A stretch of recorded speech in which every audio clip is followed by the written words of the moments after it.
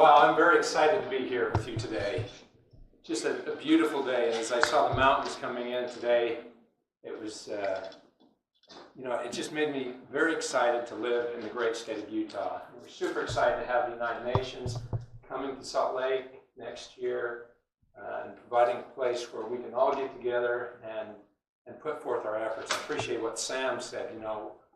It's the effort of one combined with the effort of others that makes a difference, and it's really exciting. Let me take you back with me when I was about 12 years old. A group of friends and I climbed up to the top of this mountain. As we got to the top of the mountain, we looked over the other side and down into this ravine. It was just beautiful. And then we started looking around and we found these rocks. We were like, what are these rocks doing? They're just sitting here. What if we give them a push? And so you can imagine what happened is these rocks, we pushed them, now they start going down the other side. And as they went down the other side, they gained momentum, they gained energy. Some of them hit other rocks, little mini landslides started, and there was a lot of energy going on at the bottom of the ravine where previously there had been nothing going on.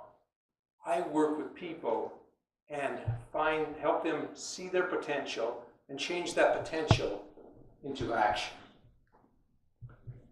And people are not rocks. They can accomplish so much more if they just have someone to believe in them and someone to teach them. I love what Jennifer was saying about the literature program that they have, or literacy program, sorry. They learn what they can do. Here's the challenge that we're looking at. I mean, these numbers are daunting. 1.4 billion people live on less than $1.90 a day. That's the level of extreme poverty right there. 2.6 billion people lack basic sanitation. 1.1 billion lack clean water. 1 billion people are unable to read. Something we just kind of take for granted. We just learn to read because our parents helped us and our teachers helped us. And then 6 million children die from malnutrition annually. How sad is that? In a world where we have so much abundance, that we have children die because they don't have food. Choice Humanitarian works in these 8 countries, and our secret is our in-country teams. This is our Bolivian team with our founder, Dr. James Mayfield, back in the back. He and Tim Evans, about 35 years ago, got together and created Choice Humanitarian. And it's an amazing organization. This is the choice model. First of all, we listen. So the first time we may set up the appointment with government leaders and take them in and introduce them to the government leaders or the nonprofit leaders or what other partners we're working with. The second time, we have them set up the appointment and we just accompany them. The third time, you're on your own. You know how to do it. And then we help them through that cycle. We like to think of choice as kind of an operating system. And we partner with international organizations like the United Nations, other NGOs or non-government organizations, governments, both local, federal, and then private organizations. And by bringing these groups together, we can find win-win-win situations. A great example of that with the private organizations is our work with doTERRA. They source wintergreen and spikenard oil from Nepal. And so because they're working with us, we're able to help them get right to the farmers. And some of these farmers, they don't know how to manage the markets and then deal with the complexities of selling their oil internationally. So we help bridge that gap. So doTERRA provides funding to help with distilleries and also classes. We train them on how to cultivate their crops so it can be better sustainable in that area. Our goal is that the communities become the problem solvers. So remember the rock that was sitting there on the top of the mountain that had great potential, but it wasn't until we pushed it off that all that action and momentum started happening down at the bottom of the ravine. These communities have tremendous potential and resources, but until we go in and help them recognize their potential and their resources, they can't do it. Nepal. We just finished a 3-year trial there, and Dr. Mayfield just sent me the draft for this book that will be coming out soon that explains the program in detail, how we work with these 13,000 families. Just a couple of data points. When we started with these 13,000 families in 2014, 14.1%, or about 2,000 of them, were in extreme poverty when we started the program. We worked with them by 2015. In 1 year, we had cut that number in half. The next year, down to 1.5% in 2017. 0.3% of those people who had been in extreme poverty were still in extreme poverty. All the rest of them were out. How did we do it? Economic development, small businesses, goat keeping, 445 new goat keeping businesses. We helped develop loan programs with the local banks where we, Choice Humanitarian, and the federal government put money into the banks that were to be loaned to the extreme poor. And then we went through a community program, and that's all detailed in the book. But a very successful program. Let me just tell you this story of Radhika and Rajendra real fast, because this illustrates the point. So Radhika was from the Dalit caste, which is the lowest of the low caste in Nepal. In that caste, you can't do anything. When she was in 9th grade, her parents said, you know what, we're too poor, we can't keep you, we can't send you to school anymore. By the time she was 15, they had married her off to Rajendra. They moved into Rajendra's house with his parents and started their life. Well, there wasn't any opportunity for them. So as they talked back and forth, they decided that Rajendra would follow many of the Nepalis and go to Saudi Arabia to seek work there. He took a loan from the unscrupulous money lenders there and headed to Saudi Arabia. He'd been there 2 weeks when the company closed down and sent him back without any money. So not only did he not have a job or any money, but now he had that money lender coming to him saying, pay me back now. Imagine how that made him and his wife feel. They struggled through, they started their family, had 3 children, and Rajendra said, I'm going to try it again.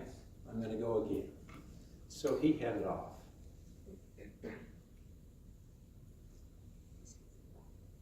Shortly after he left,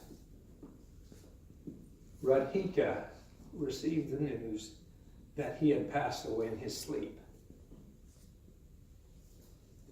Imagine her. She's got 3 young children. Her husband's dead. She's of the Dalit class. And then her in-laws come to her and say, we can't have you anymore in our home. Get out. What does a woman like that do? What opportunity does she have? She told our staff, I considered taking my own life. But my love for my children and the knowledge that I was carrying our 4th child gave me courage to keep fighting. She heard about this group called Choice Humanitarian, and the Choice team met with her. They taught her business skills. They helped her develop a business plan for raising chickens. They took her to the bank and helped her to get a loan of $400. With that $400, she created a chicken coop and raise chickens. Within 6 months, Radhika had paid off her loan and was well on the way to prosperity. Over the next 3 years, she became one of the most wealthy women in her community. Now, where was the potential? Was it somebody else giving her that? No, it was her. It came from within her. She always went around with a smile, and she encouraged her friends to get involved and to do businesses and to lift themselves out of poverty. In 2017, for the first time in many years, Nepal had elections. Radhika was selected to be a member of the council for the Ward 3 in Beshishar. Now, we can't comprehend what that means because we have women in public offices. We don't have a caste system here. This is a woman from the lowest caste. They don't get involved at all in society, let alone become government leaders. In Nepal, usually it's the men who are in the leadership responsibilities. So you can see the change that happened to this woman in 4 years. That's what happens with potential. When we think about the Sustainable Development Goals, I just listed a few of them. The choice program touch on. No poverty, zero hunger. And as I told you the story of Radhika, you can kind of see where all of these things plug in. It's an amazing program. I wish I could spend another couple hours with you and tell you more about the program. Feel free to come to our booth and learn more. I'd like to take a minute and just show you a quick video here.